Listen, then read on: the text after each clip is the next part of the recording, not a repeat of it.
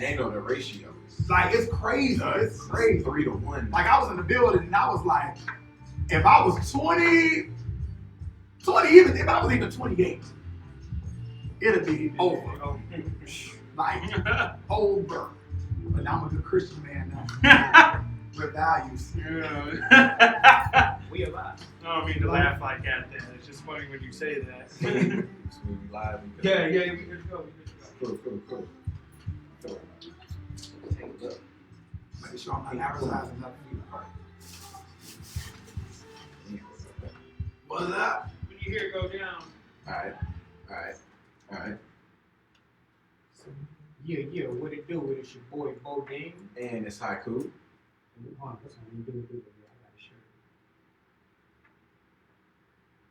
Sorry, we took a week off and somebody in the room's a little rusty.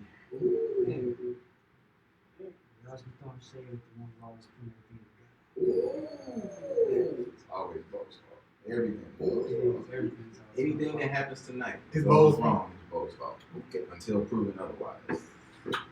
It's always proven otherwise. I ain't seen it yet. I bet y'all won't fight to the death. We've been doing this since. We can rap to the He'll rap me to death for sure. What's up, everybody tuning in? We about to be interviewed. I see people tuning in, so stay tuned. Ain't no telling what's about to go on. Ain't When no you turn telling. around, oh wait, you know, this thing is cheap. It doesn't move. Not what I have it on. Suction. So what you see is what you get. What you see is what you get. I just get it. We ready. Alright, let's do it again from the top. Yo, what it do? It is your boy Bodine. And I'm Haiku. And you are now tuned in to St. Louis Verse Everybody. on Local Radio STL. Yes, sir. And tonight we have a special guest. We Very have special. A man with many talents. He's an actor, he's a producer, a director, a writer, a comedian, a poet, an educator, a gun toting citizen. Facts. We got Sir Ervin Williams in the building. Yes, sir. Perfect clap. Cue the sound. Stop fainting. What's good with it, bro? How What's you up? feeling, man? I've been very well. Thank you all so much for interviewing a little old black boy from the north side St. Louis like me. Thank you. Yes, sir. I really Appreciate didn't it, man. I really didn't have a choice because he texted me and said, "Hey man, I'm in town. Yeah. Like, this is my I don't know time, what man. take him so long. Like, you better get me on your show." Like, if I wasn't you, I would have been calling me. You get what I'm saying? I don't be knowing when like you be in Don't lie. town. You ain't gotta We lie. got a counter in the top of the top corner of the screen that said how many things is Bo's fault. So that's the first one. That's one. Took- Bing. Took him. We should take a shot every time it was Bo's fault. Y'all gonna be drunk. That's Y'all gonna be drunk. For real. So, Number two. Turn your radio down. So what's been on, bro? What's been on? I've been chilling, man. I came to St. Louis about a month ago. We started filming the second season of It's Complicated, and we filmed episode 5, 6, and 7, and we have to film episode 8 because it's like the finale of the show. So when I tell you we came in there, we filmed 3 episodes in 2 weeks, and that, if anybody know anything about filming, that is an aggressive film schedule. Yeah. And other than that, I've been working on. I just did a virtual showing of my one-man show, The Messengers, and I'm working on these 2. Yesterday, I did that yesterday. I'm working on these 2 other shows that I have that I'm working on. I'm working on a movie script right now to get this money because we have to put St. Louis on the map some way, shape, or form. And unfortunately, it seems like people in St. Louis, you know, just don't know that we can just come together as a collective and make this money. Yeah. We're gonna get there. If I have to get us there, we're gonna get there. Let's backtrack Okay. and talk about It's Complicated. All Yes, right. sir. So what's the whole premise of that story and what's it about? And, So It's Complicated is about 4 African American males who 10, 15 years out of college, how you're supposed to be everything that society tells you you're supposed to be. You have these college degrees, you're educated, you're good, you're positive black man, blah, blah, blah. But behind closed doors, they are going through, they are falling apart. It is all based in dramatic irony. And for the people that don't know what dramatic irony means, that means the audience knows everything. And you get to see the characters find out and develop and find out what's going on. So the character that, it stars around my character named Nate. Nate is a black male. He's a single father. He just went through a tumultuous divorce. So he's a father. He's a writer, director, actor. He does everything that I do. but he does it in St. Louis. So anybody who's from St. Louis or in the arts, you understand that he's struggling right now. Yeah. So he's going through, you see him battle weight issues, you see him battle depression, you see him battle mental illness, so you see him going through all of these things in the first season. He has a friend, he has 3 other friends. One friend is Marvin. Marvin is an affluent friend. He's a single father as well. His wife actually passed away in childbirth. So he's raising his his daughter, and he's like a Bill Cosby, Cleo Huxtable type of kid. And so he's started wind up doing compromising things to live this affluent life and this image to keep his daughter in these private schools. So he found himself doing some illegal compromising things. Then you have keep everything he's supposed to be. He has 2 businesses. He has the wife, the mansion, the picket fence, money out the wazoo. He's the one that went on and been successful. But however, he is the one who has a drinking issue and blacks out and is very abusive to his wife. And then you have the character Gabe. Gabe is my ace-born cone, went to school for law, not practicing his law degree. He kind of came in on an audition with me, and because he had the look, he fell into acting. And he is like the best friend I'm supposed to have. But this entire time, he's been having an affair with my wife, who's my ex-wife, and we don't in turns don't know if my son is my son or his son. You found all of this out in episode 1. It's complicated. It's not spoiler. It's been on the internet for 2 years. If you haven't watched it by now, then that's the first problem. Now I do want y'all to go watch it. Go watch it on YouTube. It's complicated by Sir Ervin Williams, but that's all found out in episode 1. So you get to see these amazing positive people in our world. You get to see them fall apart, and that's what I love about my character. I didn't like my character at first. I wrote it, and I was going to audition for somebody. I wanted to be the character Keith. I'm like, I'll give the starring role to somebody else, and then I realized nobody else is going to be able to play it because you get to see him unravel as the season goes on. So did you write that ad? Like, was that a direct inspiration from things that you go through? No, absolutely, because I'm not a father. I'm going to tell you this. As a single father, I used to do taxes. I did taxes for 10 years. And I didn't understand how many single fathers we have in St. Louis. Now, I ain't talking about people that's just getting children to be on their taxes so they can get money back. No, I have legitimate single fathers coming into the tax office, and they in there with the kid. You understand what I'm saying? Like, I got to drop them off at such and such. And then they let me know that there's an epidemic of black single fathers that are hidden. They're never talked about. And then if you turn on television right now, and nobody believe me, go do it. Go turn on television right now. There's not one show that's centered around black men who are educated and positive and for black men. We don't have any black male leads for black males in the lead. You don't see it on television. So one thing I found out by me being heavier, was bigger and everything like that, I had to start writing what I wanted to see. I got tired of being cast as an angry black man. I got tired of being cast as an older person. So I wanted to write what I wanted to see. And as a black actor, we have to be willing to not only write our stories, but we have to be willing to write 3-dimensional stories. Because black males aren't allowed to play 3-dimensional stories. We don't get to have layers in characters. Funny, fat, black friend. Like they said, you watched the show? So I tell people, we watch episode 1. We like guerrilla style episode 1. And episode 1 is actually longer than the other episodes because we have to do their backstory. But if you watch episode 1 and 2, I guarantee you're going to be like, okay, let me go and watch 3 and 4. Because 2, it takes off. Yeah, for sure. Did you direct it and everything? I wrote it, directed, produced it, starred in it. Location scout, costume designer, budget maker. I did everything. What was out of all the things on that checklist? You mentioned location scouting and all that. What was the most difficult? The most difficult is always directing because you're over the entire project.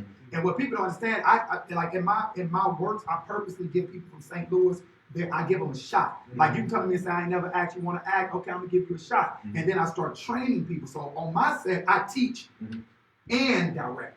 So my set may be a little difficult than other people's sets because other people are hiring trained actors. Trained actors know what to come to do, they know what to say, but I'll think of a role and I'll be like, Bodine would be perfect for this. And then I'll pick up the phone and call Bodine and be like, yo, so do you want, I'm gonna tell you, one of the actors I called him and literally was like, so do you want to play an addict who wound up killing their father?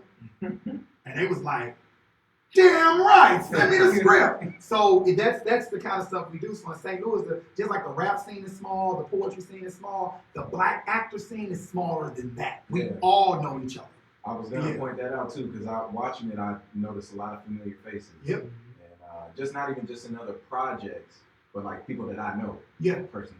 So one of my questions is going to be how close knit that is, and It's very close of each other. It's very close knit. We're very supportive of each other. So, for instance, we understand. Like I tell people this, they don't believe it. I did this complicated on the zero budget. I believe it. Zero. Wait, hold up. You want your I you want your can tone. tell. I can tell. It looked like a zero budget. Because, I mean, for one, the cinematography was great. Yeah, it really was. Shout out to Walter McElroy. It was That's great. all Walter McElroy. But we did the Black Man Superhero, Super Sister on probably $200. Yeah, I remember. Yeah, I was there. Yeah, I was there. Yeah. I mean, you was the Uncle you Tom. The life of the like you brought it to life. You know what I'm saying? I appreciate that. Thank you. I appreciate it. You like really I came in and was like, this is what I do. This is what you all think you do. Theater. This is theater. Theater. phenomenal acting, man. But, Thanks, man. I but appreciate like it. just to see it's complicated series and what you was able to do with little to nothing and made it to something. All big. favors, by the grace of God. Like, by the grace of God. I tell people that in a minute. Like, you don't have to. People always come to me and they say, I want to act, I want to film, I want to do this. And I say, go do it. Mhm. Like, you don't have to be trained. You can figure it out as you go. Facts. And I'm gonna give you all an urbanism. I'll probably drop a few of them today. But one of my urbanisms, like one of my personal quotes, stop tossing your vision to people that can't catch. Man. If people do not get what you're trying to do, you are in the wrong circle. And it's okay. It's gonna hurt. It's going to hurt because you've been brothers, y'all been sisters for so long, but they just don't get what you're doing. Yeah. So you have to get around people that get it, because when people get it, it goes so much easier. Takes off. It goes so much easier. You don't have to deal with attitudes, you don't have to deal with mouths, you don't have to deal with schedules. Everybody caught the vision, so they on that train ride. Like, yo, let me go. They all want to be We in one destination. Yeah. And then Steve Harvey has a quote, and I live by this quote. Everybody that came to the door with you ain't meant to walk through. Simple as that. Some people are only in your life to get you to the door. And another quote, I don't know why I'm on this tangent right now. Somebody must need to hear it. Another quote that I live by is Joan Rivers. Joan Rivers says, before she passed away, she said, I've always been number two. I've never been anybody's first pick. And by me being number two is what got me through the door. You cannot make change on the outside of the door. Your objective is to get through the door. If you're not in the door, you can shut up, because ain't nothing you talking about is relevant. You make change from inside the door. So my motivation is to get in the door, because once I get in the door, I can make change and come back for people in St. Louis and, do like what Issa Rae did, what Tyler Perry did, what Spike Lee did. These people went back for their people and brought them through the door with them.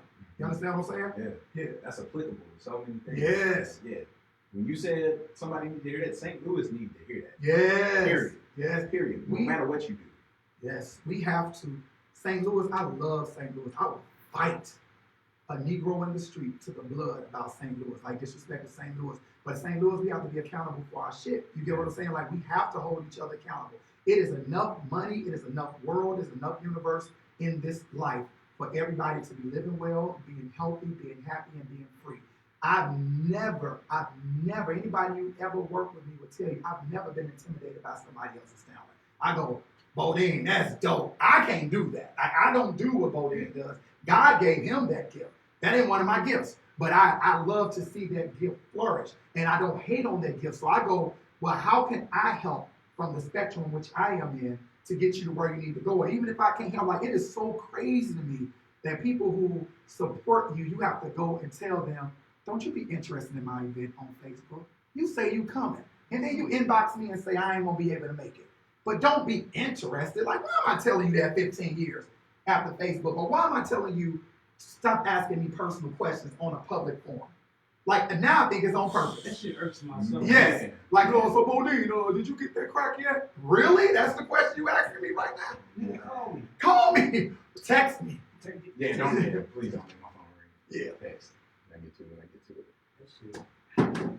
So you left St. Louis to Atlanta, right? Mhm. Was that 2 years ago? A year ago. It was a year ago in June.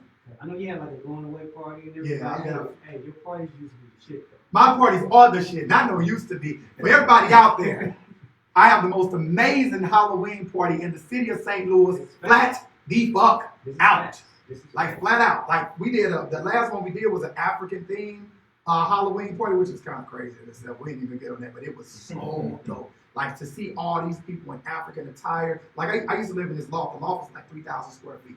And it had like a 10,000 square foot deck off the back. So but only the people that's in the room are like everybody from doctors and lawyers down to drug dealers, but everybody's grown. Yeah. And when I tell you we never had an incident, I've been doing this party for 5 years. Nobody get in a fight, everybody know how to control their liquor, and we in there kicking the DJ, food, everything. It's a good time. It's a really good time. That's what's up. And it's a safe time. Yeah. You get what I'm saying? Like, if you came and you was too drunk, I'd be like, yeah, you're not going anywhere. Yeah. Find a couch. You get what That's I'm what's saying? up. Yeah. So when did you start acting? Like what got you into acting? Like in retrospect, I've been acting my entire life. That's why my name of my book is going to be called Miss Duplicity.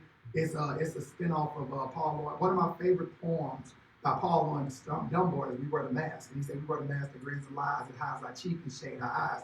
This debt we pay to human guile, with torn and bleeding hearts we smile." And it's talking about how black people have to put this mask on every day. Every day we have to be something. He said, with camouflage, you have to be something different for who matter who you in the room. Yep. So when I was younger, my sister Tisha and my sister Happy and my cousin Sheepy, I grew up in a house with 5 women, all right? My mother and my aunt always were at work, so my mother was a huge Elvis Presley movie fan. So like girls, Blue Hawaii, all that stuff. My mother and them used to watch that Shirley Temple, all them classic movies we used to watch.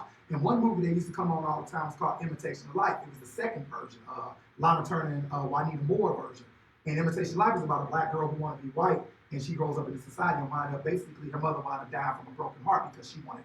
It's an excellent film. It's melodramatic. It's an excellent film. So my sister and I, James Dean, this is one of his first movies before he died. It's a scene in there where she's been dating him. He discovers that she's black, and he's been trotting her around the neighborhood. Everybody knows she's black, but he winds up jumping on it. So my sister and I used to act this scene out. I used to be James Dean, and we would pretend that we find. So we used to do that constantly. So it really, in the kindergarten, when I got to kindergarten, I became Baby Bear and the 3 Little Bears, and then in the 7th grade, I played a gang leader, and then I stopped doing stuff all the way to my junior year in high school.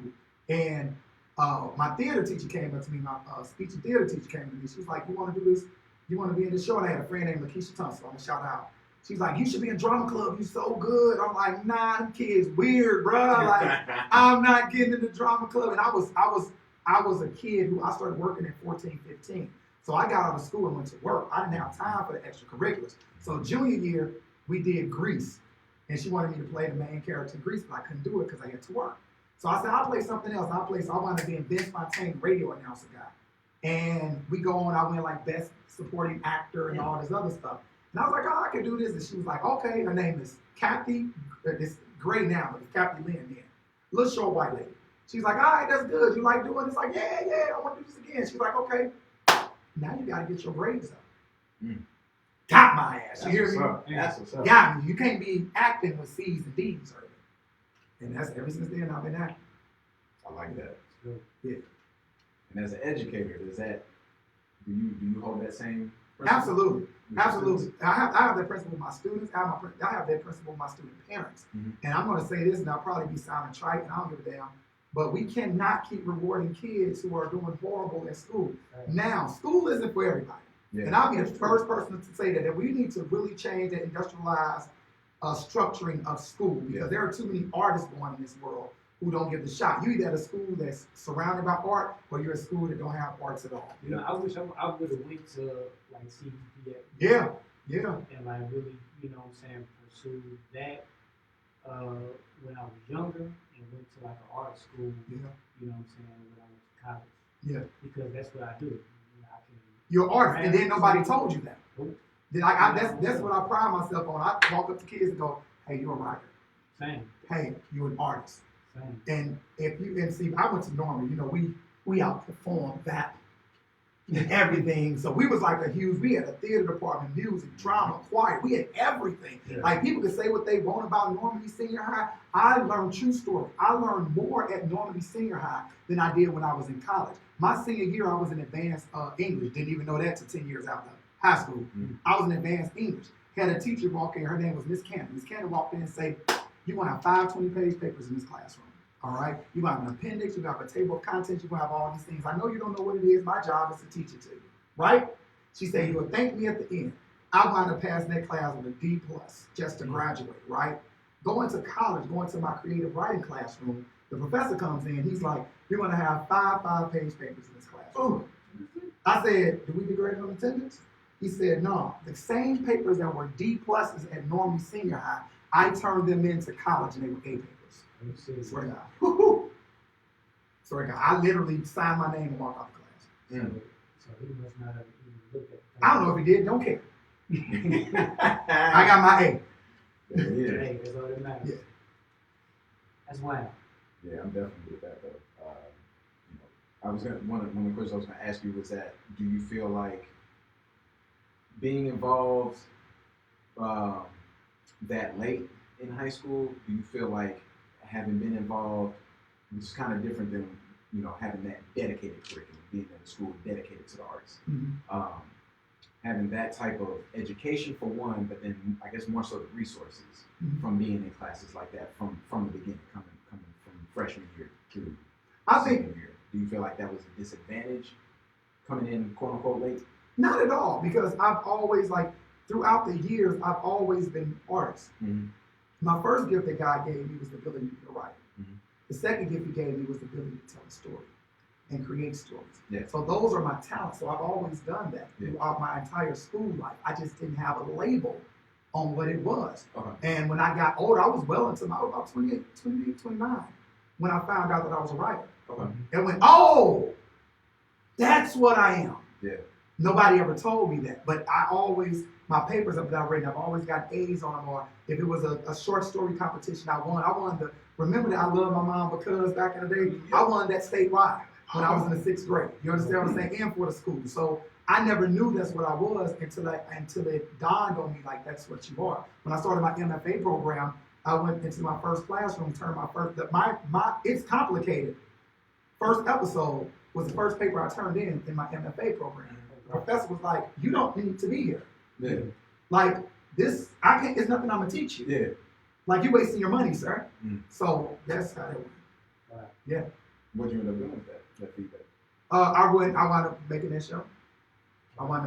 And I was grateful that they gave me that feedback. But I didn't know that it was almost like being a savant, like things that came to me easily. I expected that it came to other people easily. I didn't know it didn't. Yeah. That make any sense? Yeah, absolutely. Yeah, because it's hard to step into somebody else's perspective and be like, you don't know, but then with age, you understand all these years of cultivating your mind the way that it was cultivated. Everybody don't go through that. Absolutely. Now, as far as the show, man, I've seen some terrible shows on Amazon Prime, for example. Now, kind of like how Bo said, but didn't mean that it looked he like was disrespectful. that it looked like it was a $0 budget production. I look at some of the shows on there, man, and it can't cost that much. Or you gotta know somebody or something. I've seen some stuff on there. It's like, okay, it's gotta be as easy as a phone call or an email to somebody. We wish. Have you looked into doing it? Because I mean, this is worthy of this is like big streaming services. Oh, thank you. I appreciate that. For real. I appreciate that. Like real talk, I don't take that with a grain of salt at all. I really appreciate it. We work hard. And I think we do a lot of our work in post that people don't see.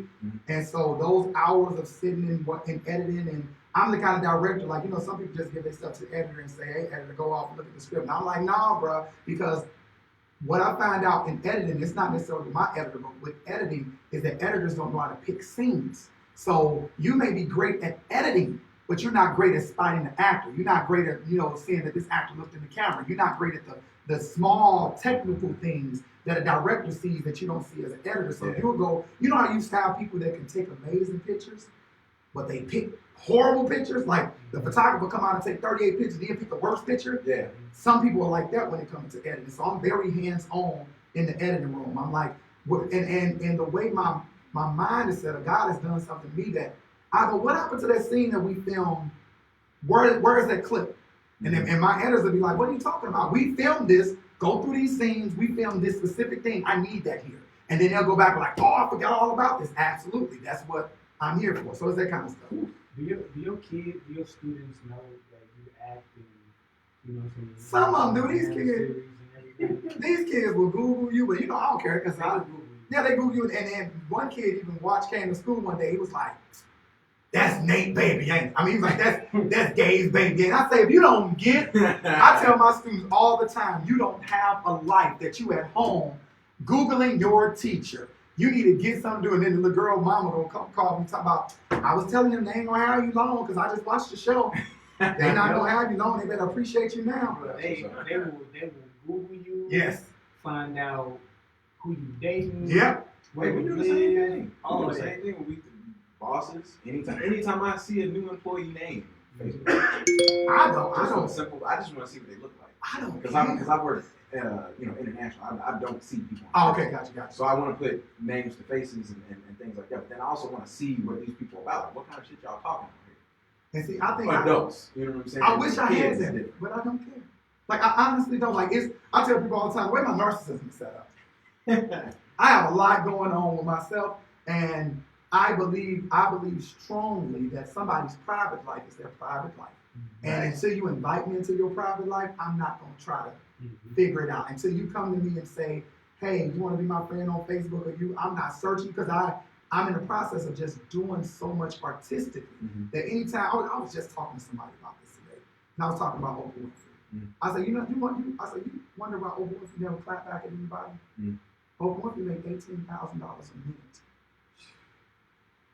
So to take away 60 minutes to give an hour interview about something somebody said about them not liking me, I just, what's 18 times 60? That's how many thousands of dollars I just lost in an hour. Yeah. I'm not, if I worth $1 billion anything, I'm not experiencing to what the murmurs of a turtle. I wish I would. Yeah. Wish I would. Yeah. I mean, I feel that for sure. The only thing, like, with someone that I work with, and that's the only reason I go. See, I don't know what kind of work you're doing, so I would understand, like, you want to make sure nobody's a pedophile or something like that.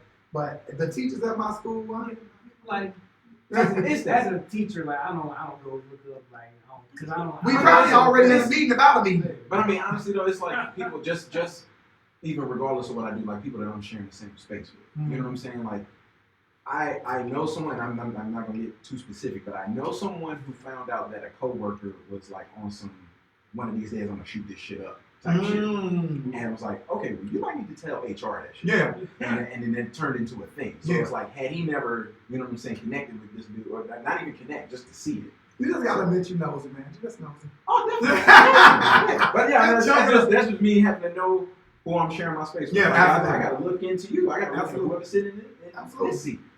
I gotta look into that, see who I'm sharing the space with, because for one, for my own self, for my own energy, safety, all that. But then also, people gonna see at the end of this, we're gonna take pictures and shout each other out, and I'm gonna support you from here on out. Like I've known you for the last 10 years.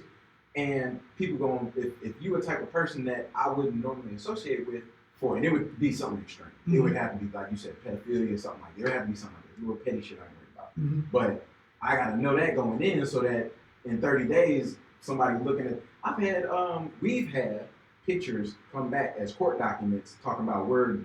Oh, yeah. That type of shit. Like, Wait, what? Just, we talk about that off. Yeah. But just, that's people look at who you surround yourself with. And see, and I've never been that kind of person.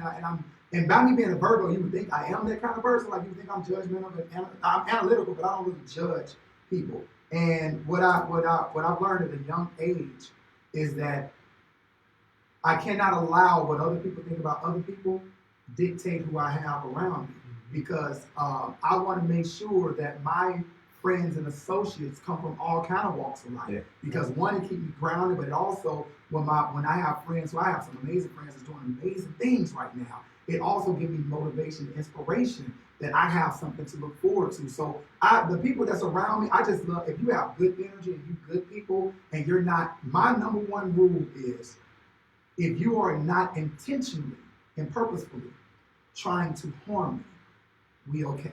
Because sometimes you can unintentionally hurt your feelings because that happens. But when you go out the way to specifically target me to try to hurt me or use something against, like you know about me to try to harm me, you can't be in my circle. I don't allow that energy in my circle. Yeah, that's key. Yeah. That's definitely key. I rock with that. I have few friends, but many Associates. Yep. Yeah, and then that circle, my circle getting so small, it's becoming a period. Yeah. Because I'm at that age now. Like I love, like, if somebody said what would be the perfect age in life, I would say you can make me 35 forever. And somebody was like, I'm not 35. I'm younger than 35 people. I'm not even over 35, but you can make me 35 forever, because to me that is the perfect age. You are young enough to still associate with the young people in the room, Mm-hmm. but you're old enough to have that wisdom, and you're sharp. You still sharp with your tongue. You know, when you get a little older, you slow down, your mind slow down, so you're not as witty as you are. But at 35, man, I don't give a shit. Like, nah, I'm not older than that. I like that age. Yeah. That age. Yeah, I can definitely co-sign that. 35 is just it's downhill from there. Yeah, it's uphill. It's uphill. We just flipped it upside down. Yeah. So back to the streaming service thing. So you're planning for the second season. Do you guys have any anything in the works as far as trying to get onto bigger streaming services? So this is what I'm doing right now. So the second season is technically the first season, because first season was at 8 episodes, but I wound up moving. Okay. So it's technically the first season.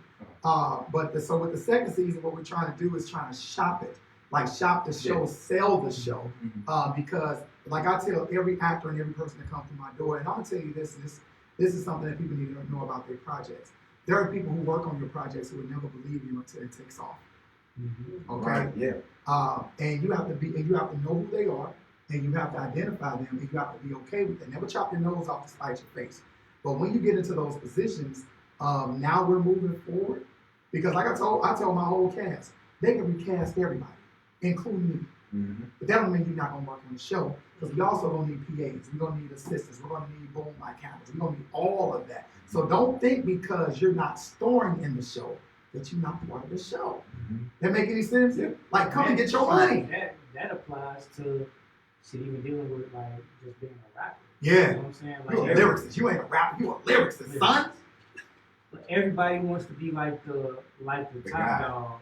Yeah. When if everybody just play their position, things will run so much smoother. That's why I like respect and admire like top dog. Yeah. You know what I'm saying? Like, we know Kendrick is Yeah. the golden child. Yeah. But Absol, J. Rod, Schoolboy Q, they all play their position, and they're all popping just as, Same thing with Kevin Hart. Like Kevin Hart, everybody know Kevin Hart is the star. Mm-hmm. He is the one that's getting everybody on now. But this is something, let me rephrase that.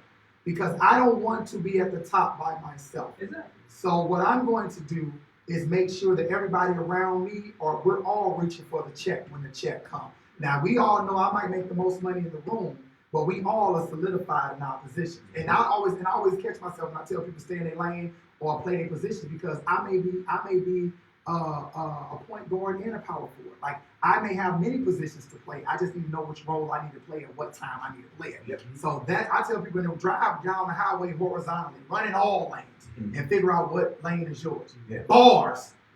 There it is. Boom. And that's a resume. So what made you want to move to Atlanta? Oh man, I didn't want to do it. My first venture out, I moved out east. I stayed in Worcester, Massachusetts. Like 40 minutes outside of Boston. Redneck. No. Let me tell you, nothing in Worcester, Massachusetts redneck. Ain't nothing in Massachusetts redneck. They have mountain. It's a different kind of racism. It's mountaineer and Ivy League racism. Yeah. So they have money times money. Yeah. Like, so if you go to Boston, you go to Harvard, by Harvard University and all that, you will literally see the blonde hair, blue-eyed, Ivy League sweater, khakis, shirts, getting on their yacht, and they walk and talk like it's... You ever seen a Patriots game? You ever seen the people? Yes. I mean, that's Boston. That's That's Massachusetts. Boston. All of them are like that. Yeah, it's All of different. them. I have friends from Boston. They are like that. I can't stand it. Yeah, but Worcester's like Boston's ugly sister. So it's like Boston. Okay, I'm gonna tell you what Boston is. Boston is Ladue, and Worcester, Massachusetts is supposed to be the hood, but it's Central West End. Okay. That make any sense? Makes sense. So that go to show you how much money is in Massachusetts right now. So I would, but maybe move to Atlanta. The original question was, you have to be in it to win it. Mhm. And unfortunately, St. Louis, we have a huge renaissance of art, particularly in the Black community right now. We have a bunch of renaissance of art. Yeah. And I've been doing this so long that I can't wait to the next bubble. Yeah. We're always bubbling, we're always sizzling, but we never boil over. Mhm. And we've had opportunities with rappers, singers from our city to boil over, and so you have to be in it to win it. What I love about Atlanta, this is not this is St. Louis at all. Atlanta give you a shot. Mm-hmm. Now, if you mess that shot up, that's on you. But they'll give you a shot. In St. Louis, we play the gatekeepers. You understand what I'm saying? Yes, we do. I have my money right now. I had an actor come up to me 2 years ago, and they were in a room full of all this money, affluency. And they were talking about the next directors and upcoming black directors and stuff like this in the community. And there was other black directors there. I'm not gonna mention their name. They don't even know I know this story. Mhm. All right. And nobody mentioned me because I wasn't in the room. And this actor, she had to step up and go, well, y'all didn't say Sir Ervin Williams because they about to give away money, and he's a young up and coming black director. But what I found out with my art is because my art is done in such a high standard that what people do, they will hide your work because they know if people see your work, them grants not coming to them anymore. Mm-hmm. Like, this is the bullshit you putting up with this $20,000, $30,000 they just gave you, and this dude doing this on a zero budget. Mm-hmm. So let's go and look at him and see what he's doing because maybe we can support that. So we have to watch this gatekeeper, this mentality. St. Louis people, some people in St. Louis feel that I want to see you do well, but I don't want to see you do better than me. Yep. And we have to change that. We have to be the narrative that changes Yeah. that. I'm gonna be honest That with you, shit man. been going on for years. I've noticed that for a very long time, and I don't know if it's just numbers. You know what I'm saying? Like, there's just so many people that there's always gonna be that fight, Mhm. and I feel like at best we can make people with that kind of mentality a minority because it feels like that's a majority. But I think it is though. I think we just give the energy to those people.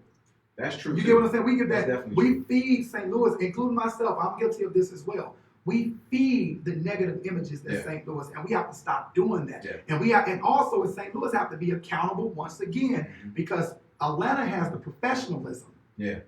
St. Louis has the talent. Yep.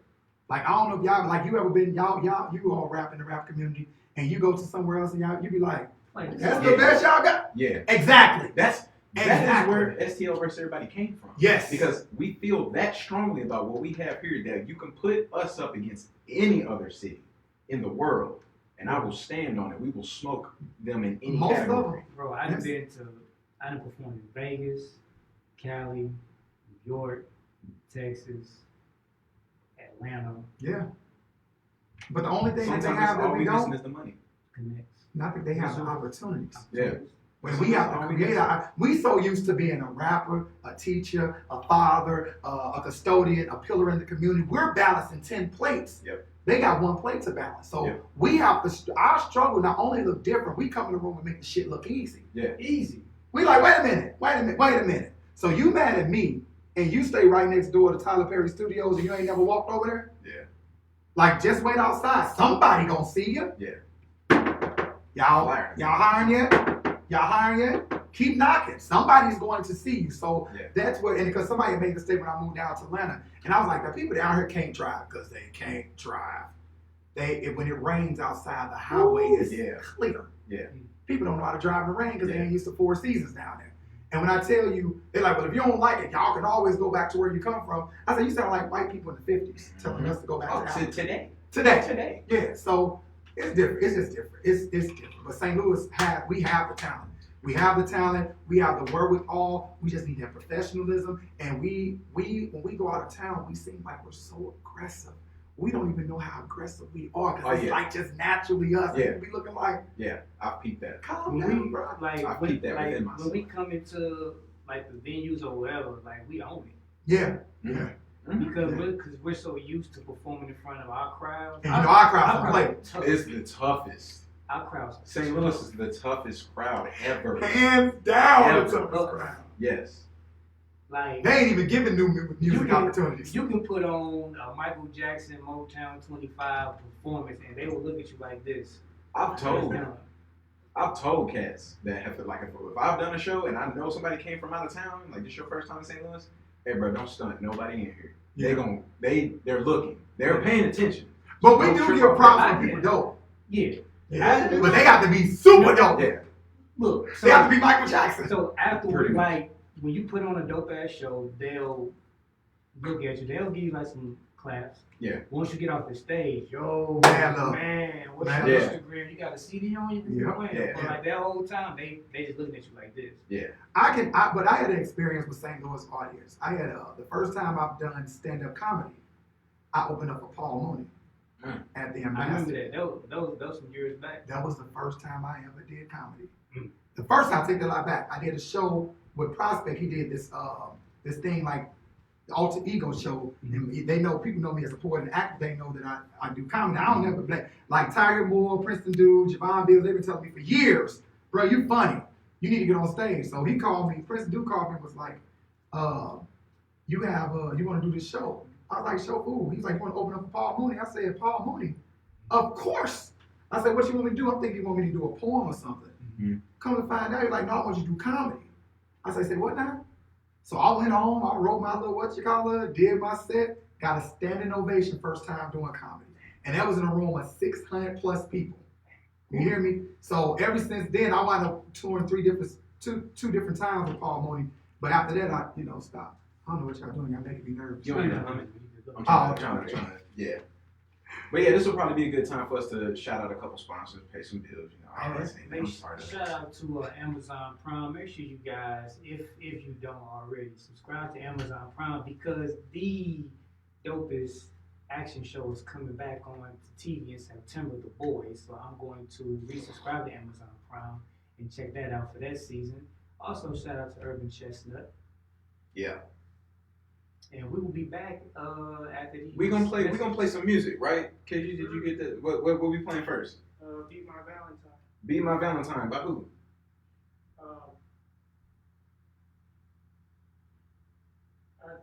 It just says Be My Valentine. Okay, just play it and I'll figure it out. I'll listen to it and hear who it was. Yeah, my bad. It's a humming going on. Do I need to stop this live? Because I don't want y'all saying because we be talking shit and this is behind the scenes stuff. We still live on our shit too. That's what's this is a good opportunity, man. If y'all got some questions, comments, one of the things that I want to ask you is, do you feel like you had to get out here? It sounds like I feel like I know that answer, but it's me personally. I'm getting to that point where like I've this whole way been like, don't leave, stay here and make this great. St. Louis is giving us a lot, and I guess I'll expound on that when we come back. But it's fed us a lot. Yeah. It's fed us a real lot. Yeah. And we believe. Yeah. And I think we ourselves have helped curate that. Not necessarily curate it, but we're not doing nothing to change it. When you don't travel, you don't know that it's better out there. Yeah. That's the thing. Especially when people promote not traveling. Come on. Yeah, man. Me and Bo, we used to try to get. It's like people afraid to travel. Yeah. But it's a sacrifice at some point because when we would do this, we would go to like Kansas City, do the show be up at 1 o'clock, and come back home. We're not staying the night. We're not trying to keep the expenses down.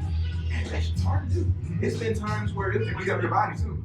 I didn't plan on leaving this time. This was the hit the Devil's Home somewhere. And it was like, man, come on with us. So usually I would alter sleep, do something different to accommodate for it. But this was on a whim, on a Sunday, already 5 o'clock p.m. They like, man, come on with us. Drove to KC, did the show. Shit was over at like 2. I had to drive to work. Wow. And see, that's the opportunity. And that right there is what makes us different than everybody. Everybody, because we have to have that kind of work ethic. You understand what I'm saying? And people who have more opportunity, if you have 1,000 opportunities, you can quit a job and go back to the next one. But when you only have 2, or you only have that 1, then it's more afraid to do it. Sometimes when we was traveling, going from different states, leaving at 5 and coming back at 2 in the morning, I was still either working 2 jobs and still in school. Yep. That's how it works, bro. Yep. I told people I worked 3 jobs from age 16 all the way to 29. And at 30, I went, oh, no, I'm just going to get my job and replace all these because I worked 30. I worked, and then I was still doing plays, still doing film, still going to school, still getting a degree, still being the first boy in my family to graduate from college, period. Yep. You get what I'm saying? So I just recently quit my second job at Apple.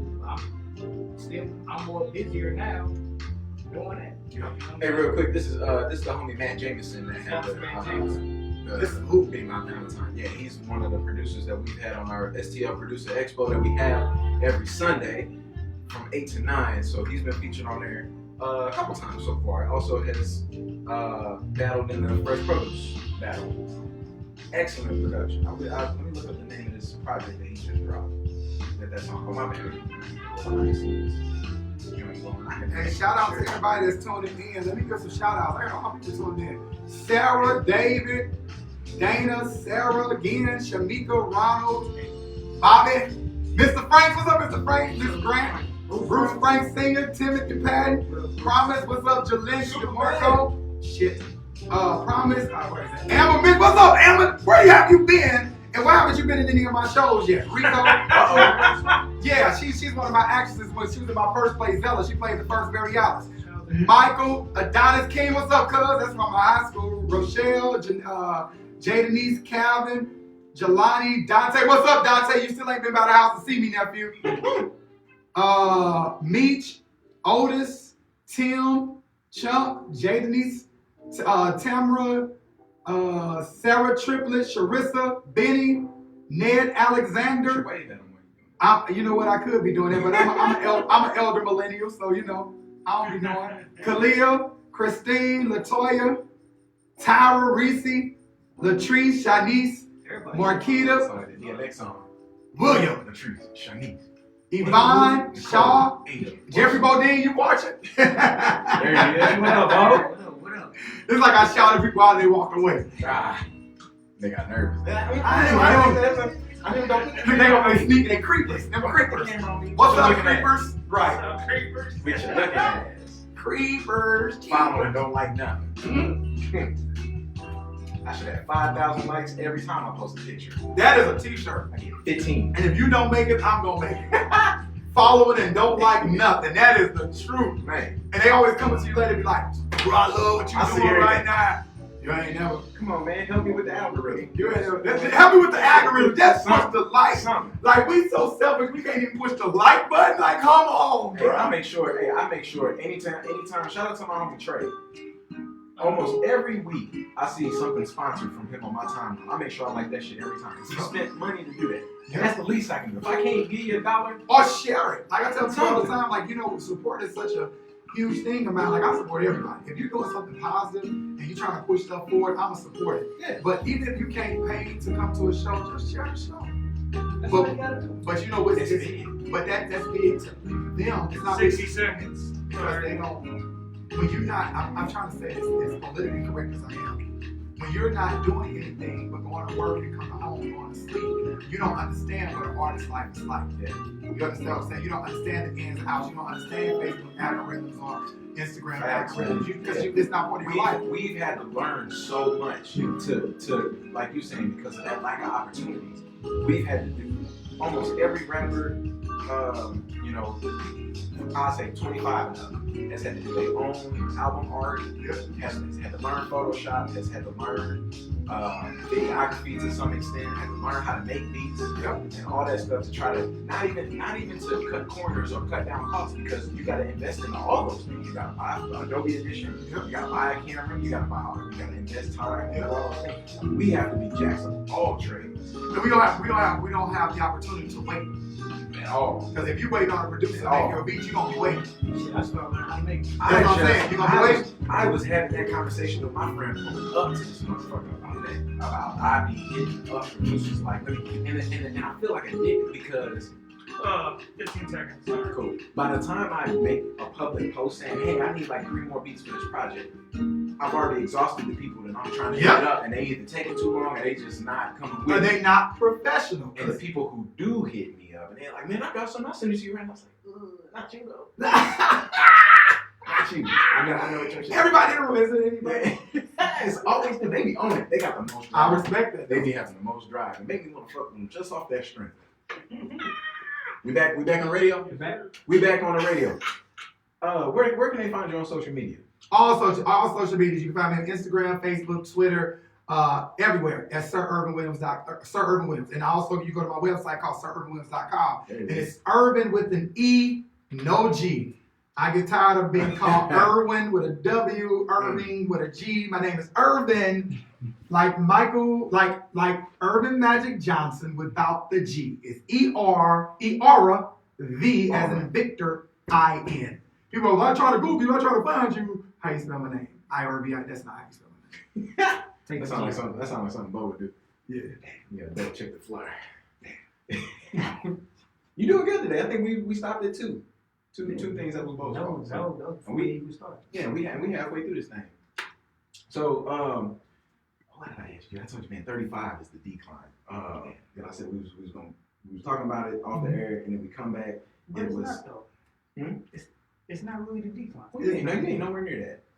You won't know this struggle till you get here. Ooh, Bo, you cursing in your blackness. Tell me that's because you use coconut oil and look younger than what you are. I ain't talking about the physical appearance. I'm talking about the mental. Ooh! Oh, hit my hand. No, I'm saying. Fight! I'm saying he still got it.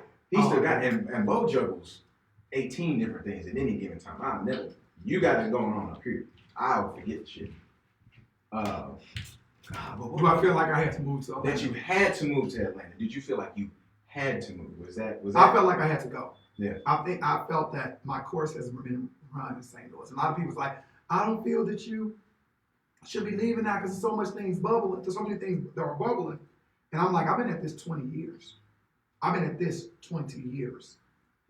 And what I tell people this all the time.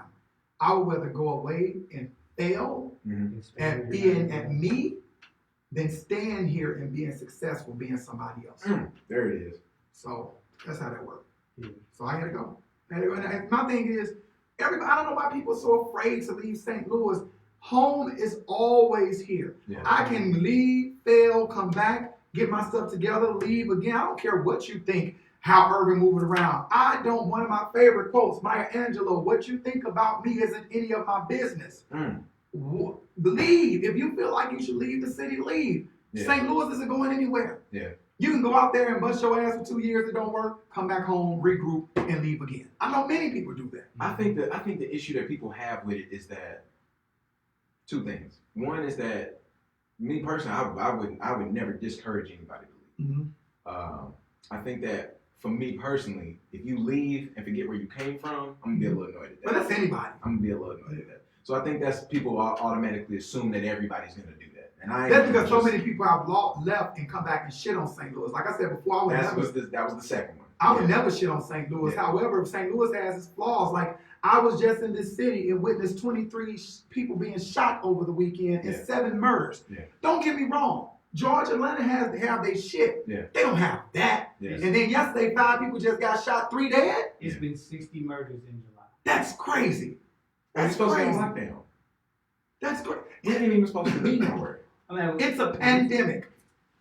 Think about that for a minute. What is the beef? What is the beef that's so serious where I'm gonna put a mask on and come out and shoot you? That's demonic, bro. That's all it is. It ain't that serious. You know, like 15 years ago when Juanita Bonnes came here, like the pastors used to come here and do them conferences. She came here and said that like this city has a real dark, evil spirit over it. Yeah, she said, like, when I came, the history of this place is crazy. And then like I feel the way about something every day. When I like come back from Cali or somewhere, when I enter St. Louis, my whole vibe changed. The whole vibe. Let me tell you this: what I've experienced in this month being here. That's why I have to go because I feel like I came here and God was like, "No, I told you you're supposed to be gone now. So let me show you what's going on." So when I first got here, things went disarray on my set. Okay, everything that can happen with electronics happened. You talking about the one-man show you was trying to do? No, not that yesterday, but that was one. Yeah. But I'm talking about what is complicated, refilming of that. Then we had to rush my mother to the hospital. And they thought she had COVID. Thank God she did. She tested negative. Then my nephew's friend got shot in front of him. I had to deal with that. I had to absorb all that pain. Then my friend Ted Gatlin passed away. Then I was exposed to COVID not once but twice and had to get tested twice. Thank God I came back negative. But it was like, what? Yeah, I got to go. Yeah. I have to go. So the only reason I'm here now because my friend's doing big things over this weekend. But I'm leaving out on Monday because that energy is like I'm drained. Yeah. I'm drained. I haven't even had enough energy to finish creating. Yeah. And that's a problem. And I think sometimes like why I can't create is because of the space that I be in. Is it? I don't know, man. But you in control of that. You changed that. You get what I'm saying? Because even when I was in St. Louis, everybody know you can't stop by my house unannounced, and I don't deal with everybody issues. Like one thing I had to learn, I learned this when I turned 30, is every battle don't mean I don't have to show up for every battle. Yeah. I don't have to show up for every war, and I get to pick and choose what space I'm gonna be in. So when I need to be in that space, I can put this phone on do not disturb. Yeah. Whatever it can wait 2 hours. That's what I had to learn to do. Yeah. Like not answer my phone or not just going to people's beck and call, you know what I'm saying? When Yeah. they need you. Like, hey, man, you gotta. And they only call you when they need you. When they need something. Yep. Hey, for me, when my phone go off, it's bad news every time. And it probably ain't, but my brain is trained to that. Like when I was telling y'all, I'm at a point where I feel like things go too good, and then as soon as I'm celebrating something, Here you come that punch. And my nephew texted me, and I was like, fuck, he only texts me something like, hit me up, and I said, I'm getting ready to do the radio show. What's up? He's like, I'm just checking on you, man. Tell you how. Thank you. Yeah. Thank you. Yeah. This should go a long way. We have to watch the narrative too. Somebody told me a long time ago, old pastor said, when you speak out loud, remember God's listening, but the devil's listening too. Mm-hmm. So we have to change, every time my phone goes off, it's bad news. It's like, nope. When my phone goes off, it's going to be something amazing. It's going to be something spectacular. I'm going to put that energy out there because I want that energy. But it's so hard to be positive in our city. But I know so many of us that wake up every day and we're absolutely positive. We're in the community. We're mentoring. We're teaching. We're hosting radio shows. We're doing art. All of that is positive energy that we put out. Yeah. So we need more of that. And we have to change our mindset. Like we have to start manifesting positive things in our life. And I have to catch myself because, we can go on that tangent of being angry about something, dwelling on it, and being mad and let it interrupt our whole day. My sister just told me something that Dr. Bill, I can't even think his name right now, and I don't like taking people quotes. My sister told me something yesterday. She said, when you driving and you having road rage and you going off on somebody and all this, she said every time you do that, that person walks away with a little bit of your energy and a little bit of your power. Yep. And you don't get that back because it's gone now. Mm-hmm. And when she said it, I was like, oh man. Shoot, man, even when you just be thinking down and having negative thoughts, in the hindsight of things, it's not, it don't even be that serious. Like, it don't fix it. Would you care about it tomorrow? Yeah. No. Yeah. And that's why you have to live. Would I care about this tomorrow? Will this affect me in 10 years? Because if the answer is no, I try my best because I know me. I don't have a happy medium. I'm either real cool or real messed up. And I don't like going to the real messed up end because once I'm there, I've already decided how much I got in my bank account. Who's going to jail. Yeah. So I'm going to jail tonight because I've already, if I've made it to this part right here, I've already struck you out of my head 15 times. Mm-hmm. You understand what I'm saying? Now, because you think I'm a punk bitch, so now I gotta show you that I'm an asshole for real. That's some St. Louis. First thing we say, you ain't gonna beat my ass though. You said that before I saw somebody looking out the window and just seeing a bunch of new dudes. I don't know if this is a masculinity thing or not. And you just look at me like, yeah, can't none of them beat my ass. No, he just got some insecurity. That's before it's even an engagement. He got some insecurity, bro. So we need to go work on that. He need to I thought that shit though as a kid. So as a kid, I was like that. Dealing with St. Louis, I don't know if y'all watched the news today. How do you guys feel about the whole Mike Brown case with Wesley Bell? Hey man, wait, somebody fill me in. What's going on? I've been out all day. All right, so Wesley Bell, he reopened the case, right? Okay. So he was trying to file charges against Darren Wilson. That was a big piece of his campaign. Mm-hmm. Facts. And so today he announced that he won't be filing charges against Darren Wilson. And why? In regards of the Mike Brown case, because they don't have any stone cold evidence for it. Here's my take on that, and I got to be careful here because I settled my case with a non-disclosure. So 6 months. I'm gonna be slow talking because I got a piece what I can say and what I can't say. Mm-hmm. 6 months after Ferguson happened, February 9th, 2015, myself and several other well-known activists during that time, some of them still very active, we were arrested. We had charges filed against us They were all bullshit charges. We were going to file a countersuit. We ended up settling. I probably already said too much. Whatever. This was 5 years ago. So in part of that decision-making process, there were 6 of us. And we each had, different backgrounds, different, what I'm saying? We were 6 very different people.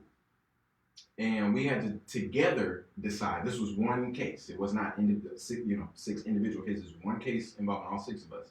Together, we had to decide whether we were going to take this to court or if we were going to settle. And it was a nice amount of money to settle, but it was still worth it for us just to make the statement to proceed and go through court with it. But it was going to be a state issue, not St. Louis. We were going to be there, and anybody, if you know Missouri, you know there's St. Louis, and then everybody else. It's fucking Missouri. Somebody said it's St. Louis, Kansas City, Alabama, in between.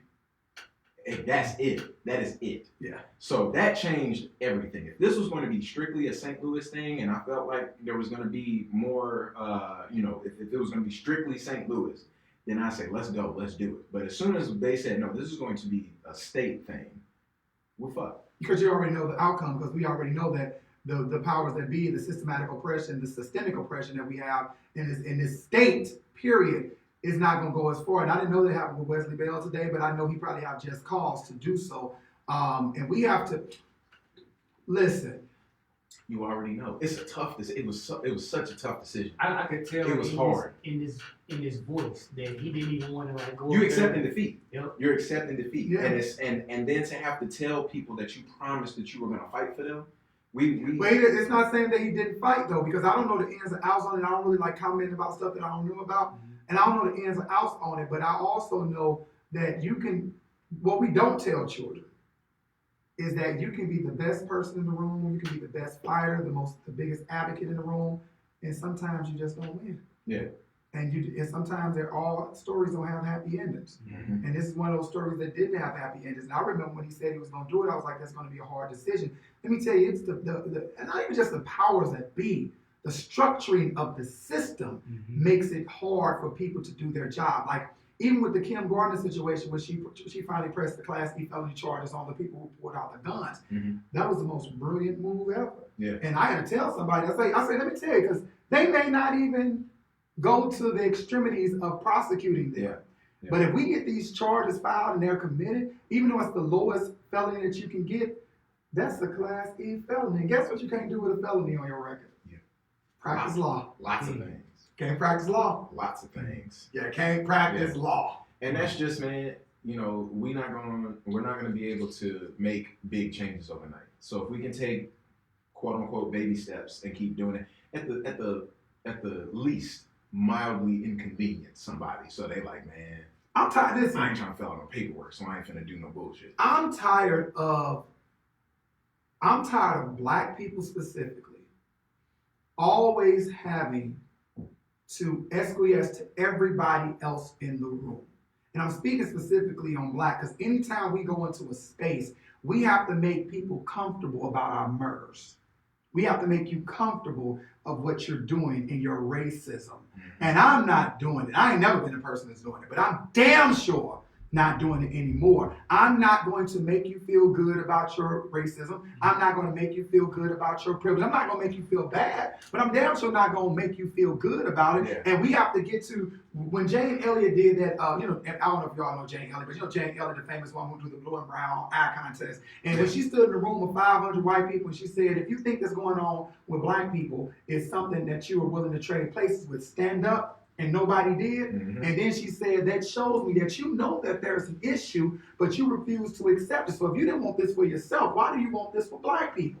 That's where we are right now. We have to call people out on their shit. We have to stop being cowards. We have to stop being like, oh, I don't want to say that because I don't want to lose my sponsor. Well, I don't want to say that because it sounds this. It is what it is. As long as what you're saying is factual and can be fact checked, it is what it is. But we are... This is what, and I'm going on a tangent, I'm going to shut up. No, you good, bro. We as Black people, we are in so much pain that we do whatever we need to do to feel good about ourselves. We go out and spend our money on Jordans. We buy the best cars. We buy the best house because we're trying to fill this void, this pain that we have had for centuries. You understand what I'm saying? So now we're in this pain, bro. We're trying to give we tried everything externally to make us feel good about ourselves. Now we're doing the internal work. And when you start doing that internal work and really working on yourself and working, you start seeing people differently. You start seeing life differently. You start seeing yourself and what you're spending your time on differently. Like I'm not, and I will not apologize for the way this country has treated black people. I won't. Yeah. You understand what I'm saying? And people, like I told you, I did the show The Messages down there at Cobble Stockton University. I did the show to My Messages. I played 10 different African American characters. I played Pharaoh Taraka, Nat Turner, Harold Jameson. I eventually come back as myself, right? Do you know I'm in this college? It's 2014. You don't believe me? Look it up. You can ask William Givens. He brought me into the room. In 2014, there were young white adults at a college that did not know slavery existed in the United States. So what are you teaching these white babies down here in Missouri, in southern Missouri, that they didn't know slavery existed in the United States? That's an issue. That's a problem. Issue. Yeah. Just from the racism aspect aside, like not knowing the correct history. Because you don't need to know the correct history.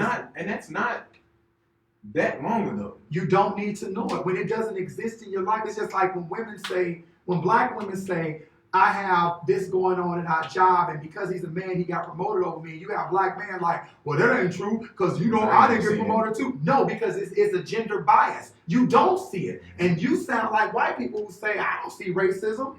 That's who you sound like. So instead of you inflicting your opinion about what a black woman experienced in the workplace or experienced in life, how about you listen? We both have oppression. We're not about to play who have the bigger oppression list. That's stupid. You need to understand that there are some things about being a black woman that you would never understand, and there are some things about being a black man that black women won't understand. We have to accept that and move, because what we do, we tear the black community down and we rip them apart, and people don't understand now. And I'm being very specific about saying black, because we set the mood. We are the temperature, the thermostat of the world.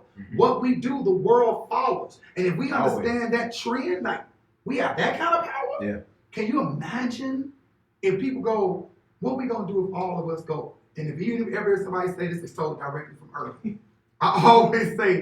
People always say rage against the machine, rage against the machine. Fuck that machine. Let's go in the opposite direction. Create our own machine. Because one thing I know is our machine can survive without them. Their machine can't survive without us. But we keep giving you trinkets because you're in pain. And you're going to take them trinkets every time we give it. Somebody come to you and offer you $200,000. That's going to change your life. Your family ain't never saw $200,000. So if I have to take $200,000 and feed my children and get us on this wealth plan, or do I have to stand right now and hold my mustard and fight a fight that I know I'm going to lose? That's the option we have. And it's a fucked up option to have. But let's get back to, so about Zella. Because y'all have me here talking about this all day. That's what we do. This your show. This is not a theme that we got to adhere to. It's not a certain topic that we got to adhere to. So whatever's on your brain, whatever's on your heart, that was on my heart right there. Yeah, I can tell. So what's next? I know we got It's Complicated season 2 that's coming up. Season 2 is Complicated coming up. My book coming out in October called Mr. Duplicity. True words have never been written. And I know it's a fancy word to some African Americans in the room. But duplicity is basically you're a fraud, you're like a con artist. And it's called Mr. Duplicity because, like I said before, Paul Lawrence Dunbar, we wear a mask, and how it's basically about how you have to be so many different things. That's why you see children with identity issues. I'm not talking about gender identity issues. I'm talking about who am I? Issues. Because you have to, every day I have to be a different person for my father than I am for my mother. I have to be a different person for my sister, for my supervisor, for society. Whenever I walk out, I'm a monster. But I'm a different type of monster. And I have to switch constantly. So people get lost in that. And when they get lost in that, they don't know how to find themselves. They don't know how to get back because they never really had a solid foundation of who they were in the first place. That's why people who get fame and fortune so fast, they go crazy. Like, I'm not gonna say crazy because I don't like that word. Yeah. They lose who they are. Yeah. And they never come back because now I'm the richest person in the room. I'm gonna hire both of you all to say yes to me anytime I need you to say yes.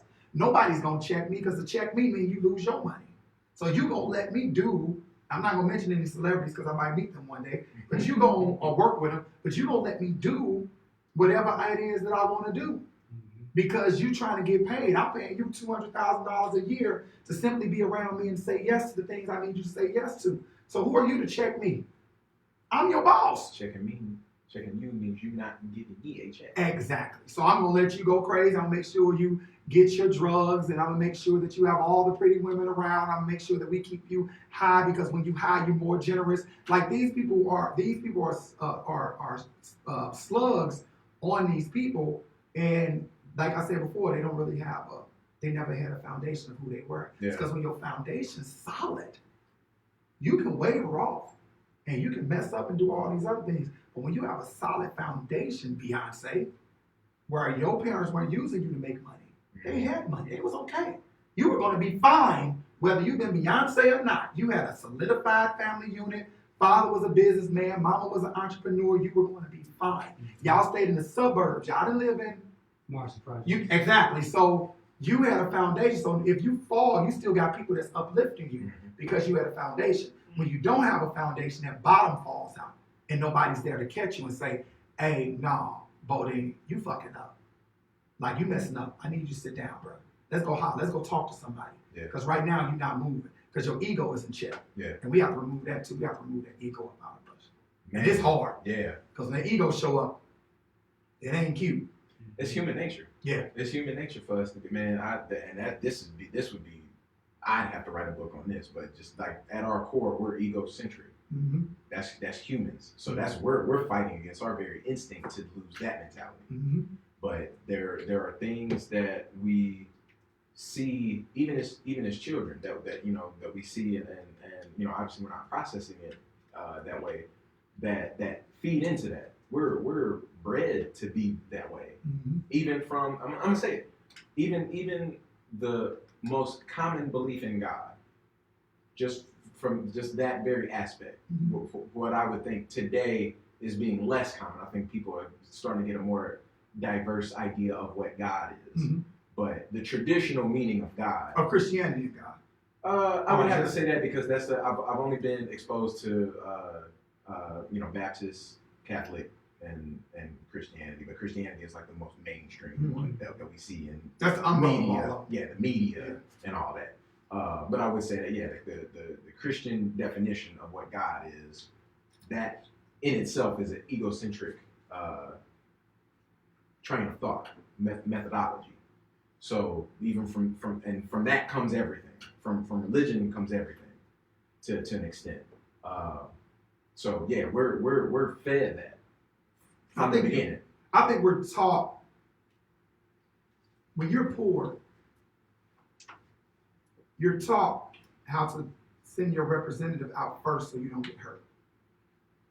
And when your representative shows up more than you do, that's who you become. Mm-hmm.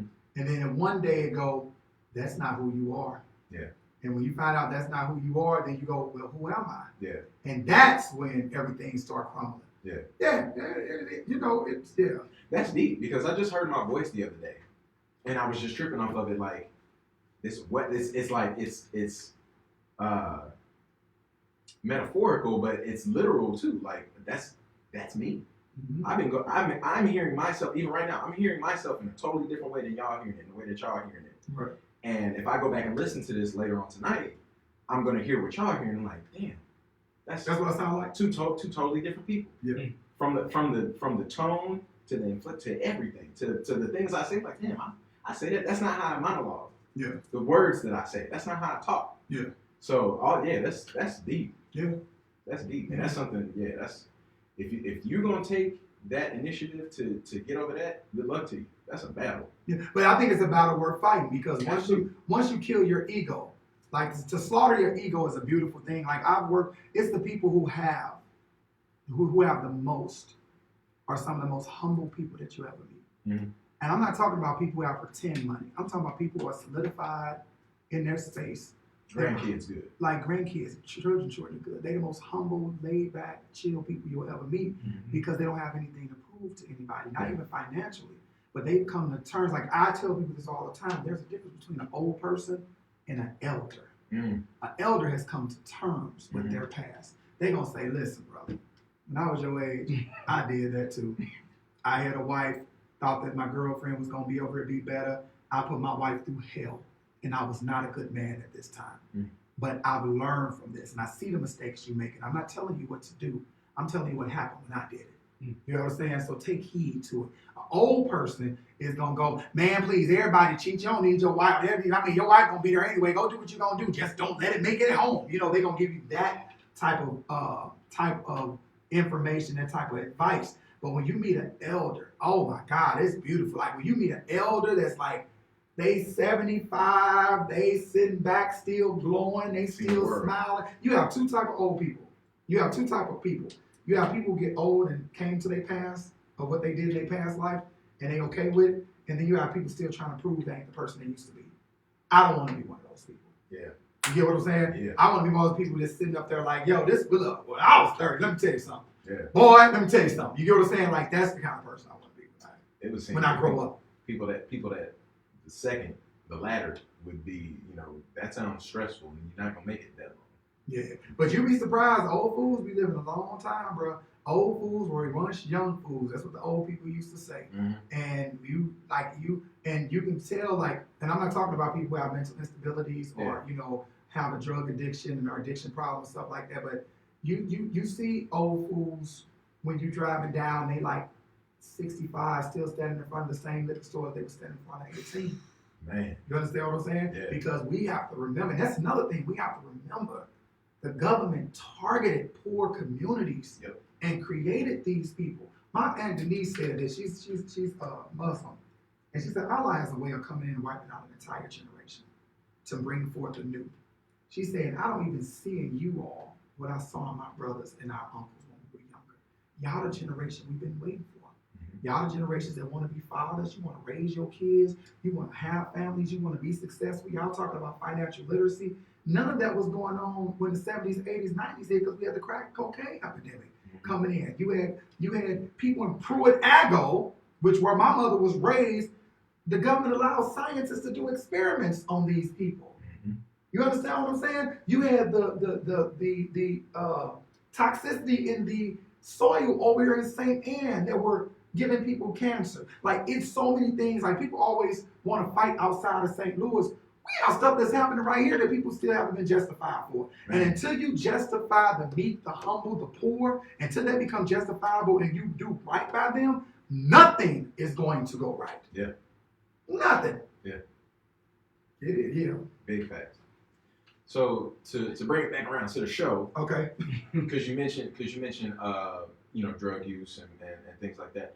So now watching the show, I did see. I felt like there was a piece, in a lot of the characters that I felt like if you don't relate to one, you're gonna relate to something. There's so many different struggles that each of the different characters are going through. One that is, one that I've had to deal with is dealing with somebody who is has a substance abuse issue. I'm trying to say it as straightforward as possible. Yeah. That's hard for me to do.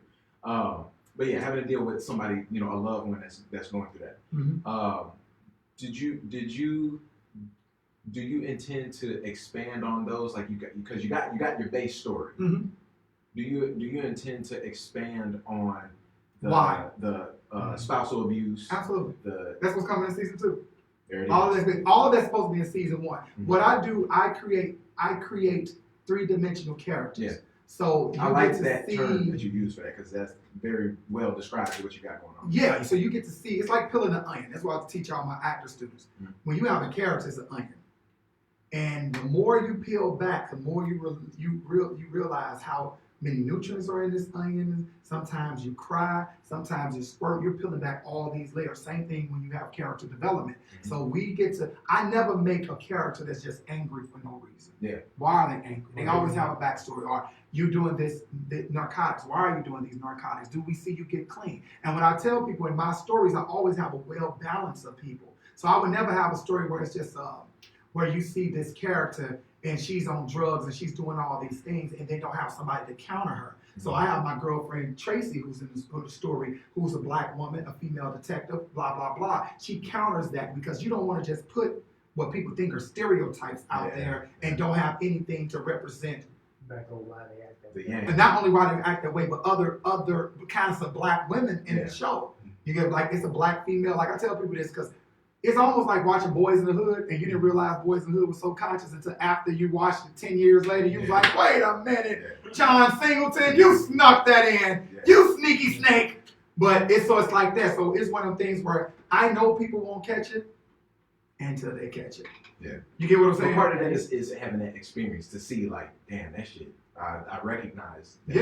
Yeah. And one thing I've been looking for is, and I don't know if this is, what your train of thought is with the development of the characters, is that you got these 4 close friends, brothers, and you don't really see, you see that there's a hint of it that maybe they have, but I don't see it where they're like confiding in each other. They got all these issues and it's secrets. But that's on purpose. Because how many of us know each other but don't know each other? That's on purpose. And I know that experience. I am the friend that know everything about everybody. Yeah. There's very few people that know. That's heavy, man. That's heavy. Yeah, I know everything about You're everybody. appreciative. No, if nobody tells you that, you're very appreciative. Thank you. That's hard to hold on to. Man, even just a small handful of people Yeah. to do that with. I know, If you're but that person in the community. I'm that that does person. That, I'm that person. Like I'm that person you would come to. If you're my friend and you came to me and said, I'm HIV positive, Mhm. nobody will ever know that about you. I don't care if we fall out, we get a fist fight in the middle of the street. You can call my mama out her name.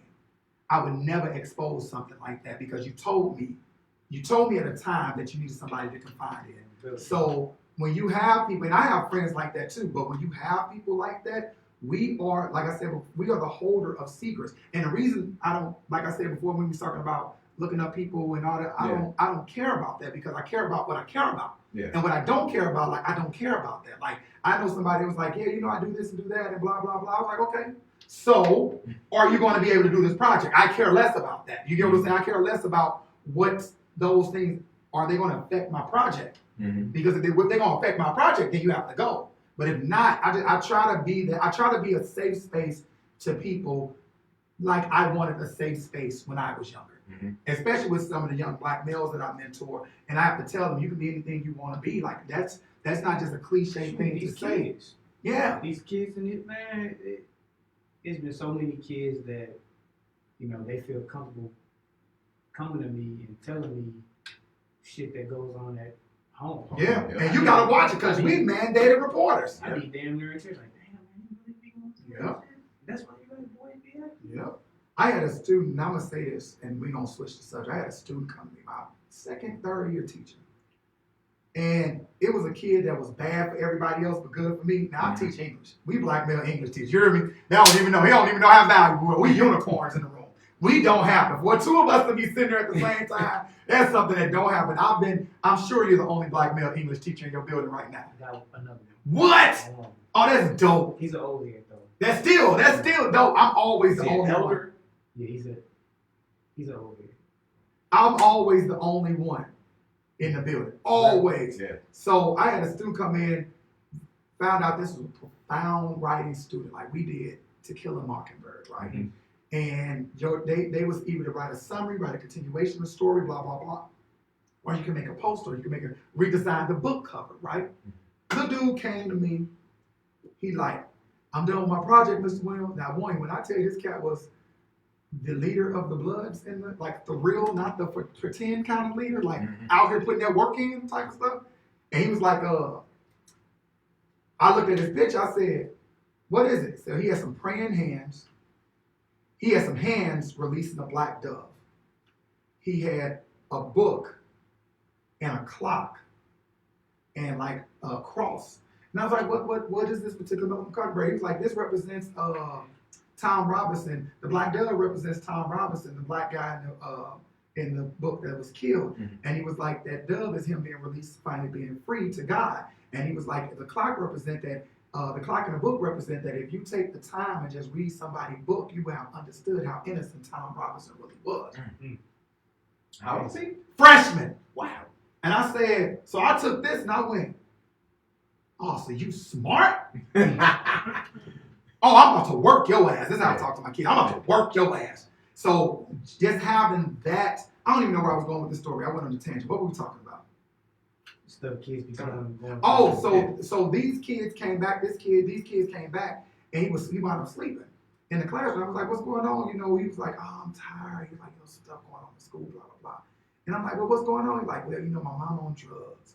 I'm like, "Oh, I'm sorry today." He was like, "Yeah, she be getting her money at night, so I gotta stay outside and collect her money because if I give it to her, she gonna smoke it up, and me and my brother not gonna eat." Say what? You know, I was like damn near in tears. Yeah. So Yeah. that was my first time having a hotline a kid. Mm-hmm. You understand what I'm saying? Because I've never, what do you do? You, in retrospect, you your mama's pimp? You have to stay outside and listen to your mama have sex while you collect the money? No, I would say from personal experience too. That's this literally it still sucks. It's not that. Yeah. It's you're just having to be that person's responsibility. But see, Like that when you were a you're holding that child. money because they at least know that they can't be trusted with the money to do what they're supposed to do. But when you're a child, though, Yeah, and having that's the that part. type of responsibility, that's ridiculous. Like to me, and that it was a hard decision because I knew that his little brother was the only thing that he had. Mm-hmm. But at the same time, what people don't understand about educators, we are mandated reporters. Yep. If that child goes home and get killed or something happened and they find out that we knew about it, not only can you lose your license, you can be arrested. Yeah. So we have to be, that's why I always tell kids, don't tell me nothing Yeah. that you don't want me to report. Yep. Because I'm telling. Yep. You get what I'm saying? Yep. Yeah. Yeah, that stuff deep, man. Yeah, I fortunately didn't have to deal with that as a child.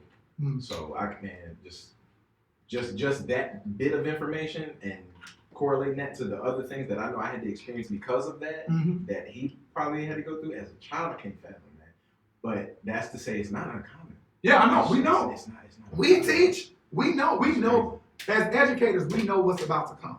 Mm-hmm. Y'all don't. And I ain't saying y'all, I'm talking about society. Mm-hmm. And what we know, we have some amazing, brilliant, beautiful black minds, yellow minds, white minds. There's some beautiful kids coming through. Yeah. But that empathy, they're lacking. Yeah. You got to be able to connect. Like the kids have to connect and bond with you before you can even teach them. Yeah. That's why that representation is important. When you're talking about you and one other, and you the only one, I probably think, besides, I went to a private school 1 year, so it was all black, everything. Mm-hmm.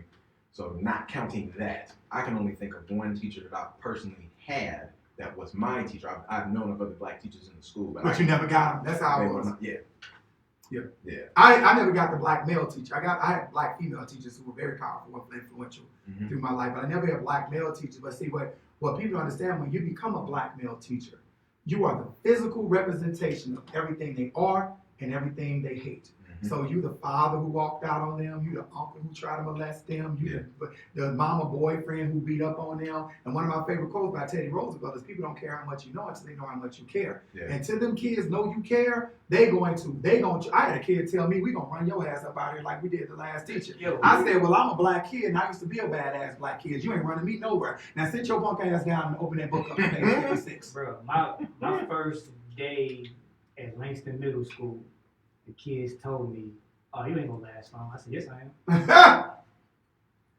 Bogey in there fighting the kids, man. When I taught at They're Langston, swearing up. I replaced the kid that they beat up. They beat up the history teacher. They broke his arm. Yeah. And gave him a concussion. I I replaced the English teacher that they threw a bottle at. The first day I came in the building. Do you want to hear the Mr. Williams speech? Good. Yo, how y'all doing? My name is Mr. Williams. I will be your English teacher today. I know you probably never had a black male English teacher, but congratulations, you got one today. So let's go through this first. I don't care who your mama is, who your daddies are. In this classroom, everybody are equally, everybody is yoked, everybody allowed to read aloud, and there's only one person in this classroom that can correct anybody's reading, and that's me because I'm the only one with a degree in the classroom. With that being said, if a piece of paper come my way, you better duck. If the light go off in a chair, bottle, broomstick, whatever come my way, I'm losing my job today. And if you didn't do it, you better move out the way because I'm taking out the whole room. I'm letting you know up front, I fight kids. I don't mind. I tell them all the time, I don't mind losing my job. I'm a certified black English teacher, certified grades 4 through 12. I guarantee you I'll find another job. I guarantee you your arm will be broken. I wish you would. I just couldn't even. I wish you would put your hands on me. I'm losing my job. But I've never been in that position either because I have, when you have great classroom management and you have a rapport with your students, you don't even have to check students anymore. Your other students are checking for you. Yeah. The other students that check them. See, when you build that rapport with kids, they gonna look out for you. Yeah. The kids gonna make you look like a fucking angel. Yeah. There's that, but there's also when you do group punishment and they know that you fucking up is gonna affect them, they're like, well, you better quit because you dicking around. That's gonna I protect myself. But it's definitely that too. Definitely that too. My kids know when the administrator come into the class, You better look like you working. You better act like you working. You better. I don't care. We never in here doing nothing. Yeah. But I don't care. You better look like you working because my thing is I'm a teacher that actually teach. Yeah. And my school didn't realize how well I was a teacher. School I just quit. They didn't realize how great of a teacher I was until we went virtual. Mm-hmm. I said, well, what the fuck you think I'm doing in this classroom? What you think I'm doing? Like, what do you think I'm doing in the classroom? Bro, it's crazy. Like kids they complain, but I know it's good. They like, you always giving us work. Our teachers don't never give us this much work.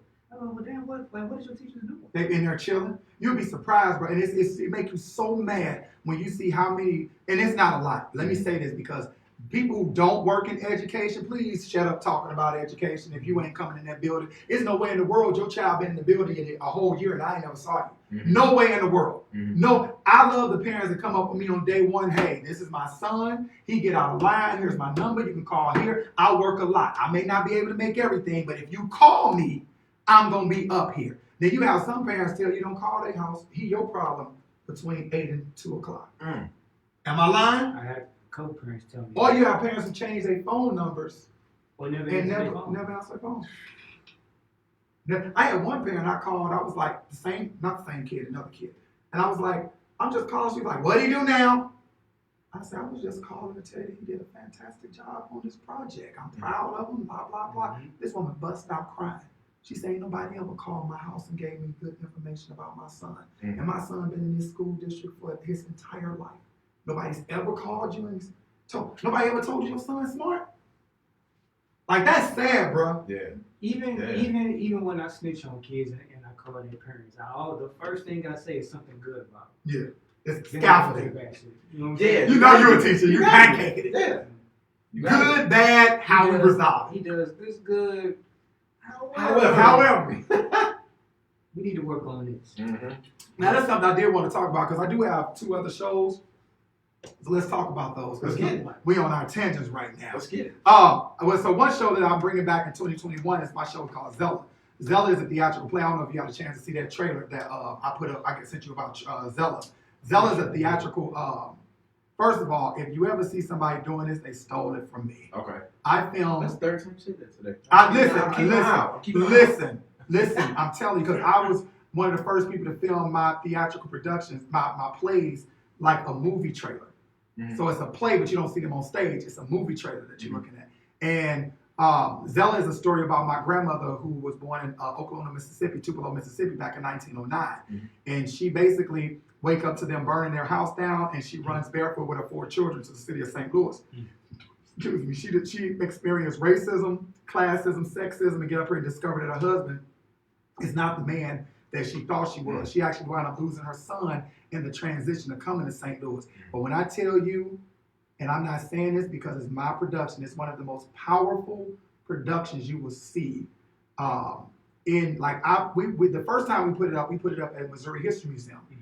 We ran 6 shows. The last 3 shows, we literally did word of mouth. Like we passing out flyers. Yeah. Word of mouth. Groundwork. So the first show, it's about the theater said 320 people. The first show we had about 150 people, which is a good turnout. Yeah. Second show, we had about 250. Right. Third show, we had about 300. Fourth show, packed. We had to bring in seats. Fifth show, packed. We had to bring in seats. And what was crazy about it, the reason I love this show so much, because eventually I'm making a movie, but the reason I love this show so much because it tackles racism, sexism, classism, incest, and the story of what does it look like when you fall in love with the predator. Like we never tell that story. Yeah. That Stockholm syndrome type of deal. And what's crazy about it, I was like, so we did the show, and my mother and I was at a Chinese restaurant over Lindo and Sarah. And we sitting there, we in a line, and my mom is sitting, and my mom is the most proud mother that you will ever be of any son ever born. So we sitting there, and the lady in the background, it's these 2 old ladies talking, and she's like, girl, I went to see this play, it was called Zella. And the one was like, what was it about? She was like, it was at the Missouri History Museum. She's like, baby, I hold tickets at the Black Repertory, the Repertory Theater. I done seen shows all around St. Louis. This is the best show I ever saw in my life. She said, girl, I was so mad at the man, I was about to run up on stage. And so my mom over there, her chest poke out, you hear me? So my mom was like, you talking about Zella? She was like, yeah, you know the place. She said, that's my son right there. He wrote it and directed and produced it. They ran into me, was like, baby, you ever do anything? They gave me the numbers. And actually, the side, she had the little play script down there, what you call it. So it is a dope show, and I want people, when it come back, this is all I ask for people. I don't ask anybody. I don't scream for money, any of those things. I ask people to support art. It don't have to be my art. You understand what I'm saying? It don't have to be your art, but just support art. We don't have artists in schools. They're not in buildings, and they trying to silence the voices of artists, because artists take a mirror and we reflect on what's going on in the world. We either reflect the present, we document the past, and we project the future. And when people don't understand, when you are an artist, that's a blessing, because you are doing spiritual work. When you are making music, that's spiritual work. Be aware of what you're putting out to the subconscious. When I'm telling stories, when I'm doing the messengers and I'm telling stories of Pharaoh Taharaka and Nat Turner and Dr. Martin Luther King, I am exhuming them bodies, exhuming them stories back up, and I'm telling a story. So when you're doing this great work, it is spiritual work, and light work's not for the light. Light work ain't light work. And I think if more artists went into it with that mindset, they will be very conscious of what they choose to put out to the world. That's why we get so mad when we don't finish projects. Because we know what the project was supposed to be, and now we just got to settle for this. That make any sense? That's one of my biggest. I'll be telling everybody, don't sit on work. Don't sit on work. I understand if it you don't want to put it out if it's not going to be good. Yeah, absolutely. But that's subjective. But and then you're an artist, it's never going to be good. Exactly. It's never going to be. Even the stuff you're proud of, you be like, I'm going to tweet. Put it out as an unfinished project. Just say, hey, this is as far as I was able to take this. Here you go. My boy Tavy Smith has a quote. He says, as an artist, you always know your work is never finished. Even your finished work. Yep. And so I'm a big advocate of just get it out. Get it out. Absolutely. Yeah. What we looking like on time, man? We got 3 minutes left. We can. Do you got a final thought? My final thought. Support the arts. Yes. Please follow me on all social media at Sir Ervin Williams. Follow my boy.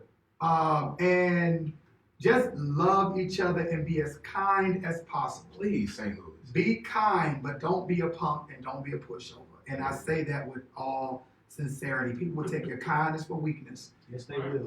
But do not be a pushover, and stand firm with your backbone about defending yourself, your family, and the generation behind us. We have to be unapologetically about the way we love our people. Yes, sir. Yes, sir. That's it. So just a recap. I'll send y'all the invoice later because I dropped a lot of gems today. Hey, turn this month to a gymnasium. You got season 2 of this. Season 2 of It's Complicated. What else we got going on? Zella's coming up. Zella's coming in. St. Louis. St. What do you Louis. mean internet? No, Zella is a theatrical play. So in 2021, if the world is open, we're doing Zella again. I'm going to start a GoFundMe fund for that because I want to make it a traveling show.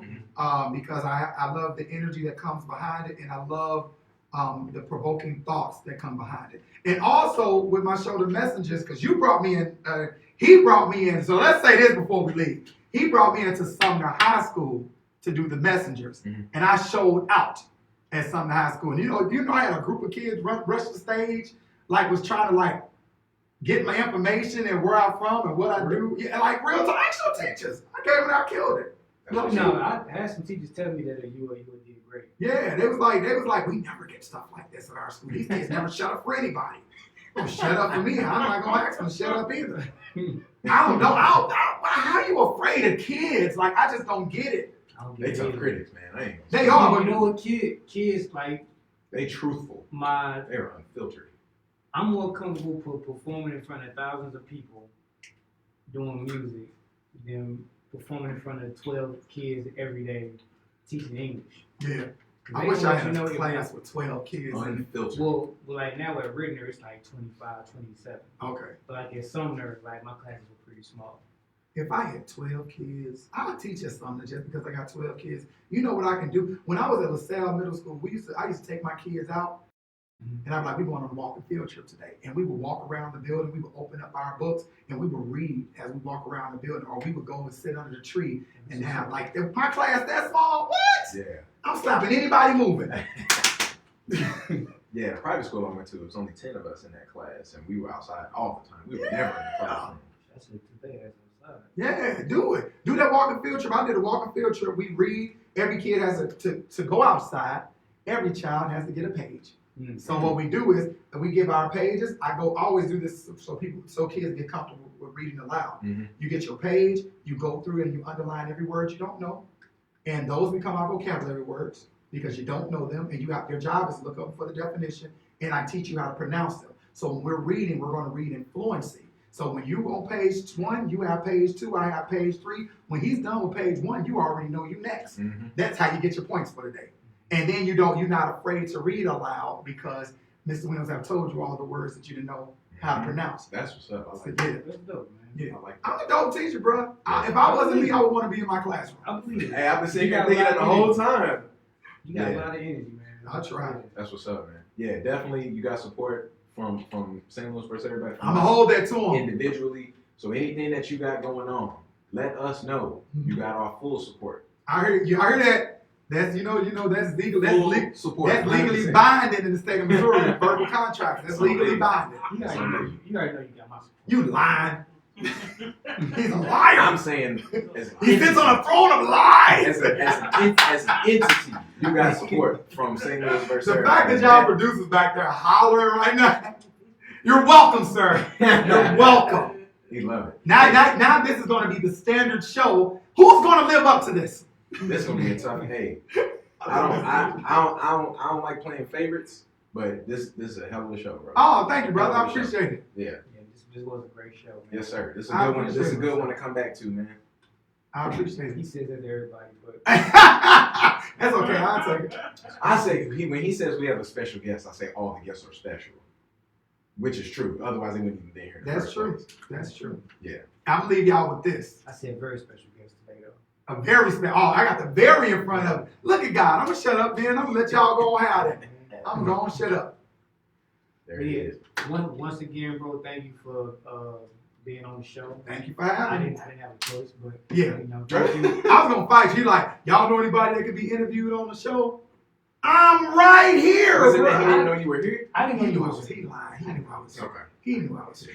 Hey, make sure y'all go on YouTube after you get done watching this. Go on YouTube and go watch. It's complicated. And subscribe. It's very well put together. Subscribe and comment. Yeah. I need to get them algorithms up. So did you watch? You only watched the first episode? I watched all of them. You watched. So I need you to go on episode 4 and make some comments. I need you to do the same thing. I got you. All right. Appreciate it. Yes, sir. And don't just go like fantastic. Go on. Good. Don't do me like that. Dope. Right. Man, he got him fucked up. If he would have got in my face like that. Yeah. No, it was very well done. Like I'm the type of person, I'm not gonna speak bad on something. If I don't like it, I'm not gonna say nothing. And if I know the person, I might pull them aside and be like, hey, here's a couple of. But when I like something, I speak about it. It was very well done. Like when my immediate thought was, this shit need to be on Amazon Prime immediately. Well, they y'all sponsors, tell them holla at me. With a little bit of, do.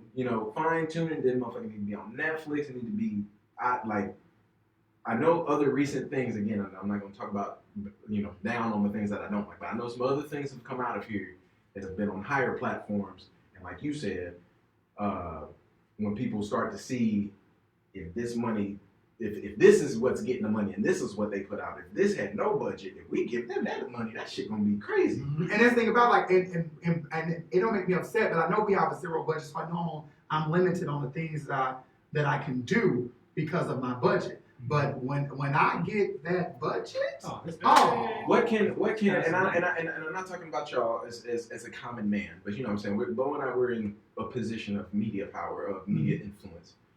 So what can the average common person do to help get behind things like this? Well, what I'm going to do, I'm either start a crowdfund or a GoFundMe for It's Complicated and Zella. I'm going to do It's Complicated first because what I want to do, I want to make sure that I'm in a position to be able to pay my actors, my DP, and all them other people. Because right now we're just doing favors as Black actors and the people that's in the community. We doing favors with each other. Yeah. But I want to be able to pay them, but I also want to be able to get indoors. Like I have no problem selling myself.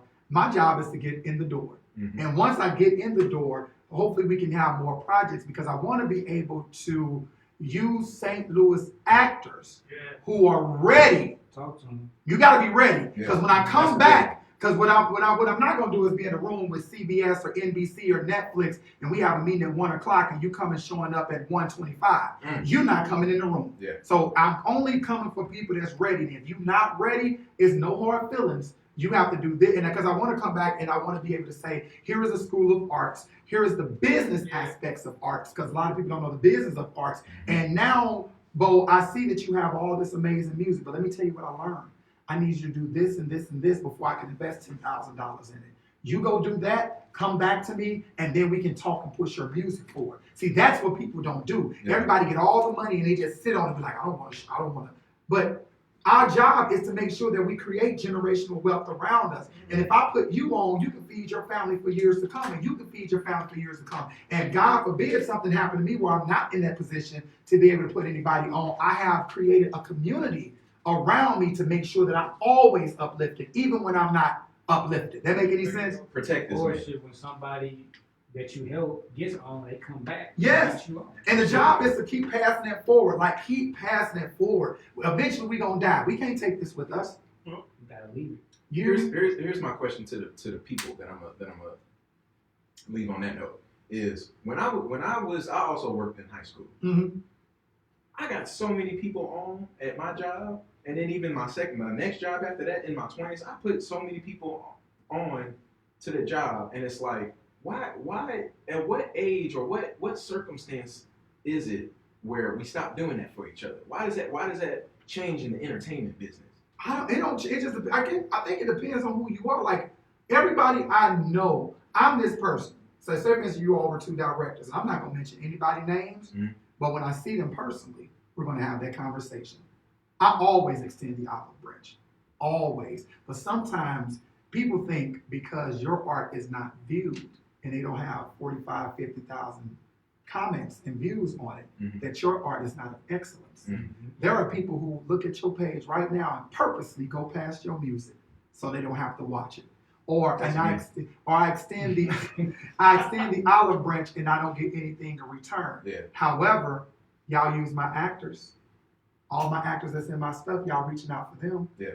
All of my people who are around me, you're reaching out for them. And sometimes I have directors call me and say, what's up with this person, that person, blah, blah, blah. But there are other people who will literally come for your cast and won't even give you credit, won't even pick up the phone when you call. But you got all my people in your work. I work with producers or artists, and certain people never liked the video, comment, acknowledge what I do.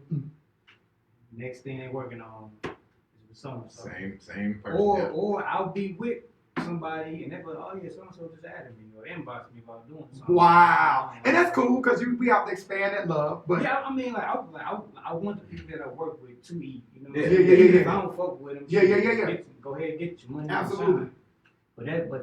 That's just. I know they gave me. It hurts. I didn't know they were serving trash today. Man. Gave me Aquafina. That's like getting a Dasani. Hey, we could be snacking on them spicy cicadas we the girls. I know, right? But water is fine. All right, y'all. My apologies for talking with water in my mouth too. I know we went a whole another 10 minutes. I'm gonna shut up. Hey, it's all good, man. My bad. On that note, hey, again, because we finna cut it, because he didn't already turn the light off back there. So go watch. It's Complicated right now. By Sir Ervin Williams. And I gotta shout out my people that I noticed on there. Zachary Clark. Yep. I just call him Zach. That's my neighbor. That's my homie from back in the day. He the one play gauge. Shout out to Dirty excellent dude. That was a dude I knew who he was gonna be an entertainer. Mhm. Saw it early. Shout out Prospect. I saw my man Louis Confliction in that joint. And I just like, man, everybody heard my man accurate music in the background. I'm like, this man is putting on. And let me do this because I do this for every interview, and I'm sorry. I always shout out the people who support me. Of course, my cast of Zella and my cast of It's Complicated. But I want to always shout out my mother, Marcella Calvin, my aunt, Teresa Anderson, my cousin, Shaquila Calvin, my two sisters, Happy and Tisha Williams, my nieces and nephews, all 7 of you, as well as the crew who always support me, Dana Kelly, Robert Moore, DeMarco Davidson, Tyra, Derek, and everybody that's in the crew. Tim, everybody that's in the crew, I want to shout you out because I do have, unlike some artists, I have a base of people who always support me regardless. They love me regardless. They check me when I'm right. They congratulate me when I'm wrong. A whole bunch of stuff. I said that backwards, but It's poetic. I always shout them out in every interview because one thing that I plan on doing, the day I win my NAACP award, because I'm going to win an Oscar. But important to me is my NAACP award, the NAACP award, is you don't have to get in these rooms and not acknowledge your people. So I'm going to have a secured list of St. Louis folks who probably not be on yet, and I'm going to say, look these people up. Because I have the biggest platform in the world right now. I want you to look these people up because you don't have to give people money, just give them an opportunity. That's it. Protect this man. Yeah. Protect this man. It all comes. You weren't a match when you get out of here? Yes. Protect this man. Cut that and print that. We out. Peace. On Peace, that, everybody. we Thank out. y'all for tuning in. Yes, sir. Finish. You know you get old when you start talking to your electronics. You're like, in video.